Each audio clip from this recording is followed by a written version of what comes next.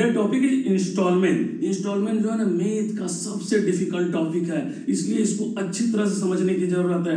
आपने इसको अच्छी तरह से समझ लिया, इसका आंसर दे दिया। तो देखो इसमें समझने की क्या जरूरत है। सबसे पहले हम समझते हैं इंस्टॉलमेंट। इंस्टॉलमेंट होती क्या है? आपको कभी पैसे की जरूरत होती है तो आप बैंक से लोन लेते हो। बैंक से जब लोन लेते हो तो बैंक क्या करती है, कोई एक निश्चित अमाउंट फिक्स करती है, जिसे आप quarterly, monthly, yearly, half yearly उसको रीपे करते हो। तो वही जो फिक्स्ड अमाउंट होती है ना, उसी को तो इंस्टॉलमेंट बोलते हैं। तो इंस्टॉलमेंट तक समझ में आ गए। अब हम इसके सूत्र देख लेते हैं। इसके सूत्र क्या होती है? ये पी क्या है? प्रिंसिपल, जो अमाउंट आपने बैंक से लोन लिया था, इक्वल टू एक्स। एक्स क्या है? इंस्टॉलमेंट है। 100/100 plus R plus 100/100 plus R और whole power 2 plus dot dot dot plus 100/100 plus R और पावर n। बस यही होती है इसके सूत्र। n क्या? नंबर ऑफ इंस्टॉलमेंट है। ये 2 भी हो सकती है, 4 भी हो सकती है, 5 भी हो सकती है, कुछ भी हो सकती है। जितना होगी उतना हम लिखेंगे। ये सूत्र है। लेकिन इस सूत्र में क्या है? इस फॉर्मूला में एक प्रॉब्लम है। ये फॉर्मूला थोड़ा जटिल है। जटिल क्या? बहुत डिफिकल्ट हो जाती है। कब? जब ये देखो r इक्वल टू अगर हम मान लो 5 हो जाती है और नंबर ऑफ इंस्टॉलमेंट 5 और 6 हो जाए तो इसको मल्टीप्लाई करना इतना डिफिकल्ट हो जाएगी कि इसका एलसीएम निकालने में ही आपको पसीने छूट जाएगी। आपको क्या, बहुत सारे टीचर की पसीना छूट जाती है। जब आप एलसीएम ही नहीं निकाल पाओगे तो इसका मल्टीप्लिकेशन, डिवीजन करने के बारे में तो सोच ही नहीं सकते हो। इसलिए मैं आप लोगों को एक दूसरा सूत्र बताने जा रहा हूं जो कि बहुत ही आसान है और उसमें गलतियां आपकी नहीं होगी। तो चलो वो सूत्र क्या है मैं बताता हूं। सबसे पहले आप सोचो कंपाउंड इंटरेस्ट। कंपाउंड इंटरेस्ट में जाओ। कंपाउंड इंटरेस्ट में अगर हम मिश्रधन निकालते हैं तो उसका सूत्र क्या होता है? देखो मिश्रधन जब निकालते हैं तो उसकी सूत्र ये होती है P 100 प्लस R/100, यहाँ पावर n। ये पावर n क्या है? नंबर ऑफ ईयर है। तो ये कंपाउंड इंटरेस्ट में मिश्रधन निकालने की सूत्र है। तो मान लो एक एग्जांपल देकर आपको बता रहा हूं। n इक्वल टू अगर 5 है तो ये जो मिश्रधन होगी 5 साल बाद है ना, हम बैंक में पे करेंगे 1 साल। ये होती है कंपाउंड इंटरेस्ट में। लेकिन इंस्टॉलमेंट वाले सवाल में क्या होती है? हर इंस्टॉलमेंट में हम बैंक को पैसा दे रहे हैं। हर इंस्टॉलमेंट में दे रहे हैं। जैसे यही 5 इंस्टॉलमेंट है, उसको पैसे देना है तो 1 साल बाद फर्स्ट इंस्टॉलमेंट देंगे, दूसरी बार दूसरा इंस्टॉलमेंट देंगे, तीसरी साल बाद तीसरा इंस्टॉलमेंट देंगे, चौथी साल बाद चौथा इंस्टॉलमेंट देंगे और लास्ट में 5वां इंस्टॉलमेंट देंगे 5वें साल में। तो यह है ना, इससे आपको एक आइडिया नहीं आ रही है कि हम हर ईयर जो पैसे आप बैंक को दे रहे हैं तो बैंक तो वो पैसे का उपयोग कहीं और कर रही है। तो कहीं और कर रही है तो उस पैसे पर बैंक हमको इंटरेस्ट दे। जो पैसे हम 1 साल में दे दिए बैंक को तो वो हमको देना था 5 साल में। अगर हम चाहते हैं कंपाउंड इंटरेस्ट के हिसाब से तो उसको देना था 5 साल में। लेकिन इंस्टॉलमेंट में तो हम अगले साल ही 1 ही साल बाद दे दिए हैं। तो उस पैसे को बैंक क्या 4 साल तक यूज करेगा ना। जो हम दूसरी साल में दे दिए उस पैसे को बैंक 3 साल यूज करेगा ना। जो हम तीसरी साल में उसको दे दिए उस पैसे को बैंक 2 साल यूज करेगी। जो हम चौथी साल में दे दिए उस पैसे को बैंक 1 साल यूज करेगी। अब 5वीं साल वाले तो बराबर ही होगी। आप एक साथ कंपाउंड इंटरेस्ट में दो और इंस्टॉलमेंट में दो, 5वीं साल बराबर होने वाली है। तो ये आइडिया आपके माइंड में आ गई, आप समझ गए कि इसको क्या कैसे सॉल्व करना है। तो देखो इसलिए करके हम बैंक से भी हम क्लेम करेंगे इंटरेस्ट। बैंक भी अगर हमको इंटरेस्ट देगी तब ये सूत्र और वो सूत्र बराबर होगी।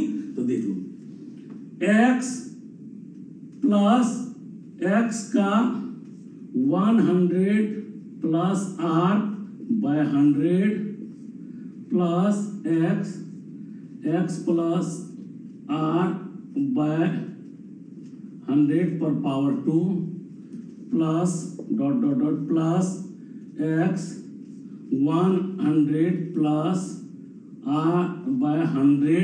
यहाँ n-1 क्यों? बैंक जो है ना हमको जितने साल के लिए इंस्टॉलमेंट है उससे 1 साल कम का ही हमको इंटरेस्ट देगी।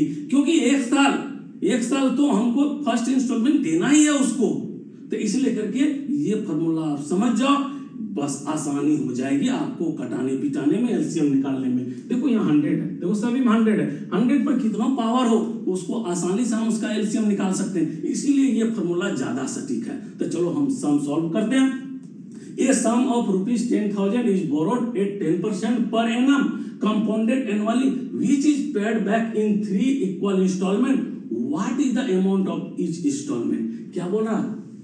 10,000 उधार लिया, 10% पर एनम पे, और 3 इक्वल इंस्टॉलमेंट बोल रहा, 3 इक्वल इंस्टॉलमेंट को उसको पे करना है, तो इंस्टॉलमेंट निकालने बोल रहा है। तो देखो हम इसी फॉर्मूला पर अगर बैठा दें तो इसका काटा पीटी करके आंसर निकाल लेते हैं। तो देखो इसमें क्या है, पी है 10,000, बस 10,000, 100, आर कितना है 10 है, 10/100, और इंस्टॉलमेंट कितना है, नंबर ऑफ ईयर या इंस्टॉलमेंट 3 है, इक्वल टू, अब देखो यहां पर x plus x 100 plus 10/100 plus x का 100 प्लस 10/100 पर पावर यहाँ 2। देखो 3 इंस्टॉलमेंट हो गया, फर्स्ट सेकेंड थर्ड, ये तीन इंस्टॉलमेंट हमको यहीं तक लिखना है और इसको सॉल्व भी आप करना है कटापीटी करके। तो देख लो, और यहाँ 10,000 इंटू इसको करोगे 11/10 हो जाएगा, ये power 3 equal to x plus ये हो जाएगा x इंटू 11/10, ये भी हो जाएगा, प्लस ये x टू 11/10 पर पावर यहाँ 2 हो जाएगा, और 10,000 इंटू ये 11 पर पावर क्यूब कितना होता है 1331 होता है, by 1000 equal to x plus 11x/10 plus 121x/100। इसको कट कर दो, ये कट गए हो गया, काट दिए, और 1331 ये 0 हो जाएगा, इक्वल टू इसको एलसीएम ले लो, इसको एलसीएम 100 हो जाएगा, 100x plus 110x plus 121x, इसको करो हो जाएगा 331x/100। बस अब इसको x इक्वल टू ले लेते हैं, यहां ले लेते हैं देखो, और x इक्वल टू क्या हो जाएगा 13310 इंटू 100/331। अब 331 इसको 1331 में 331 से डिवाइड करना, तो इसको देखो 4 टाइम्स से अगर डिवाइड करते हैं, 4 टाइम्स से डिवाइड करेंगे तो 1324 हो जाएगा, 1324 हो जाएगा, तो 31 में से 24 माइनस कर दिए 7 पे ये 0 आ गया, 70 होगा, 70 में इससे डिवाइड नहीं होगा, एक 0 और बैठाएंगे तो 700 हो जाएगा, इसलिए यहाँ 0 देना पड़ेगा।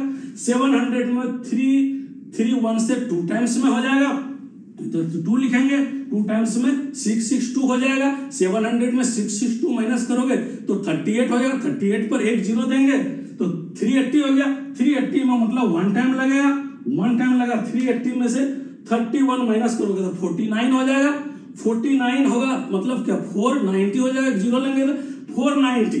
अब 490 जो है 1 टाइम ही लगेगा, 331 है 1 टाइम लगेगा, तो 490 में तो कितना हो जाएगा यहाँ पर 490 में से अगर 331 माइनस करते हैं तो उधर हो गया 100 इधर 59, 159 मतलब 1590 जीरो दे देंगे तो 1590 जीरो, यानी 5 टाइम्स लगभग हो जाएगा। देखो यहाँ आंसर आ गया, तो यहाँ आंसर आ गया, तो यही तो आंसर है। अब हम नेक्स्ट सम सॉल्व करते हैं। नेक्स्ट सम है a mobile phone is sold for ₹10,000 on the condition of ₹2,000 as down payment and rest amount in 4 equal monthly installment.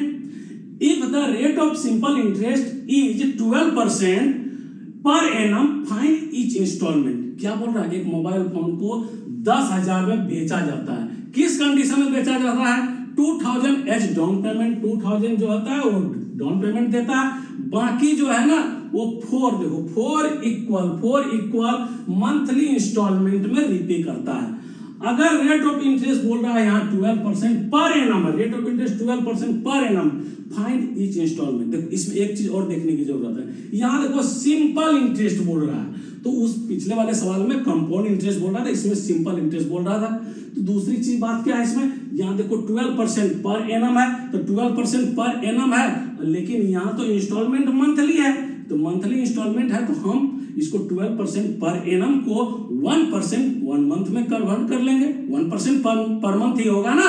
तो चलो इतना तक आपको अगर समझ में आ गया तो आप बहुत चीज समझ गए। तो चलो हम इसको क्या करेंगे, सिंपल इंटरेस्ट का जब हम अमाउंट निकालते हैं ना, उसी फॉर्मूला से इसको हम बनाते हैं। तो सिंपल इंटरेस्ट को अमाउंट हम कैसे निकालते हैं पहले वो देखते हैं। तो देखो यहाँ 10,000 था, उसमें 2,000 डाउन पेमेंट कर चुका है, तो 80,000 बचाना, 8,000 को ही ना वो 4 इक्वली EMI में देगा उस पर इंटरेस्ट के साथ। तो चलो 8,000 ले लेते हैं, 8,000 यहाँ सिंपल इंटरेस्ट मतलब 4%, 4 मंथ में 4% बढ़ जाएगा, तो 104/100 यही हो गया। अगर हम 4 महीने बाद एक साथ पेमेंट करते तब इतना पेमेंट करना पड़ता है, लेकिन भैया हम तो EMI में पेमेंट कर रहे हैं। हम जो 1 महीने में पेमेंट कर दिए ना, वो बैंक उसको 3 महीने तक यूज करेगा, जो दूसरे महीने में पेमेंट कर दिए ना उसको बैंक फिर 2 महीने तक यूज करेगा, और जो तीसरे महीने में हम पेमेंट कर चुके हैं उसको भी तो बैंक 1 महीने यूज करेगा।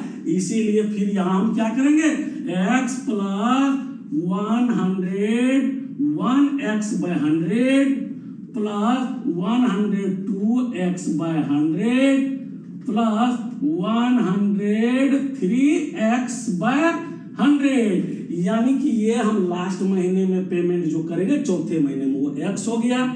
हम जो उसको तीसरे महीने में पेमेंट करेंगे उस पर भी 1% इंटरेस्ट ले रहे हैं, जो दूसरे महीने में पेमेंट करेंगे देखो उस पर भी 2% आ गया, और जो हम पहले महीने में पेमेंट करेंगे फर्स्ट मंथ में उसमें भी देखो 3% बढ़ा दिए। तो अब ये दोनों बराबर हो जाएगा। अब इसी को सॉल्व कर लेना है कटापिटी करके। तो चलो देखो इसको सॉल्व करते हैं, ये कटा देते हैं। अब इसको 8 से मल्टीप्लाई करो, 8 4 जा 32, 832 हो गया, और ये 0 आ जाएगा, इक्वल टू ये एलसीएम x 100 हो गया, एलसीएम 100 हो गया, तो ये 100x plus 101x plus 102x plus 103x equal to ये हो गया 406x/100। यहाँ और दे दो, और x इक्वल टू ले लो, x इक्वल टू 8320 इंटू 100, ये 100 ऊपर चला जाएगा इधर, बाय 406। बस इसी को डिवाइड कर देना है, इसकी आंसर आ जाएगी। तो डिवाइड देखो कैसे करते हैं, जब 832 इसको समझो, ये 406 है तो 2 टाइम्स लगेगा, 2 टाइम्स लगेगा तो 8 12 हो जाएगा, 8 12 इसमें माइनस करेंगे तो ये 20 हो जाएगा, एक 0 ऊपर से लेंगे तो 200 हो जाएगा, 200 में 406 से भाग नहीं लगेगा तो एक 0 और दे देंगे तो कितना हो जाएगा, 2000 हो जाएगा। तो यहाँ 0 देना पड़ेगा। अब 2000 में 406 से भाग देगा तो कितना टाइम्स लगेगा, लगभग 4 टाइम्स ही होगा ना। 4 टाइम्स हम लगाते हैं, 4 टाइम्स लगा दिए तो 4 बार इसमें मल्टीप्लाई करो, कितना होगा, 4 चौक 16, अच्छा चौक 24, 16 से 24 हो गया। 2000 में 16 से 24 माइनस करोगे 376 हो जाएगा, 376 पर एक 0 दोगे तो 3760 हो जाएगा। 3760 ये 9 टाइम्स में लगेगा, 9 टाइम्स में लगेगा। अब यहाँ पॉइंट हो गया 3760 में ये 9 टाइम में हो जाएगा 3600 और ये 3654 हो गया, और 3760 है तो कितना बच गया, वहाँ 106 हो गया।